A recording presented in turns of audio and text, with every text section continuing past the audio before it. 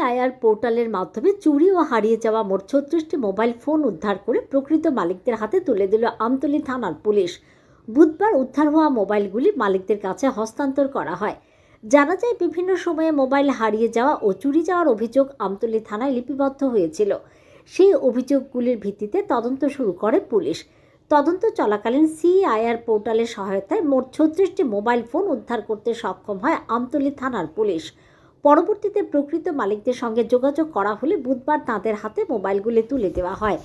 এ বিষয়ে সাংবাদিকদের মুখোমুখি হয়ে আমতলী থানার ওসি পরিতোষ দাস জানান, যাদের কাছ থেকে মোবাইলগুলি উদ্ধার করা হয়েছে তাদের অধিকাংশই পয়সার বিনিময়ে মোবাইলগুলো কিনেছিল, তাই তাদের বিরুদ্ধে কোনো ধরনের আইনি ব্যবস্থা নেওয়া হয়নি। তিনি আরও জানান, কোনো মোবাইল চুরি বা হারিয়ে যাওয়ার পর যদি সেই মোবাইলে অন্য সিম ব্যবহার করা হয় তাহলে সঙ্গে সঙ্গে সিআইআর পোর্টালে তার তথ্য চলে আসে। সেই তথ্যের ভিত্তিতে সংশ্লিষ্ট ব্যক্তিদের শনাক্ত করে মোবাইলগুলো উদ্ধার করা সম্ভব হয়েছে। প্রসঙ্গত, মোবাইল চুরি বা হারিয়ে যাওয়ার ঘটনায় সিআইআর পোর্টাল পুলিশের তদন্তে গুরুত্বপূর্ণ ভূমিকা পালন করছে। এই প্রসঙ্গে জানান আমতলী থানার পুলিশ আধিকারিক পরিতোষ দাস। গত 1.5 থেকে 2 মাস ধরে আমাদের এখানে অনেকগুলি মোবাইল মিসিংয়ের ইনফরমেশন আমাদের কাছে এসেছে এবং কিছু চুরি যাওয়া মোবাইলের ইনফরমেশন এসেছে।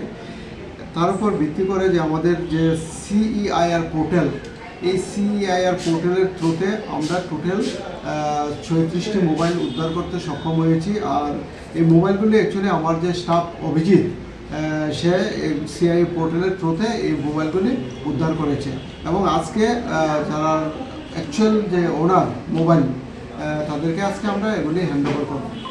কাউকে কি আটক করা হয়েছে? কি চুরি হয়েছিল না কীভাবে উদ্ধার করা হয়েছে?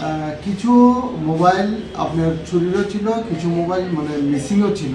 আমরা মোবাইলগুলি উদ্ধার করেছি। অ্যাকচুয়ালি যে সিআইআর পোর্টাল যেটা আছে, সেই সিআইআর পোর্টালের মধ্যে যদি কেউ নতুন সিম ইনসার্ট করে, এগুলিতে আমাদের কাছে ইনফরমেশন চলে আসে এবং এর ভিত্তিতে আমরা এগুলি রিকভার করতে সক্ষম হয়েছি। এবং যার কাছ থেকে আমরা মানে প্রেজেন্টলি যার কাছ থেকে আমরা মোবাইলগুলি নিয়েছি, অ্যাকচুয়ালি তাদের ইনভলভমেন্ট কিছু পাওয়া যায়নি।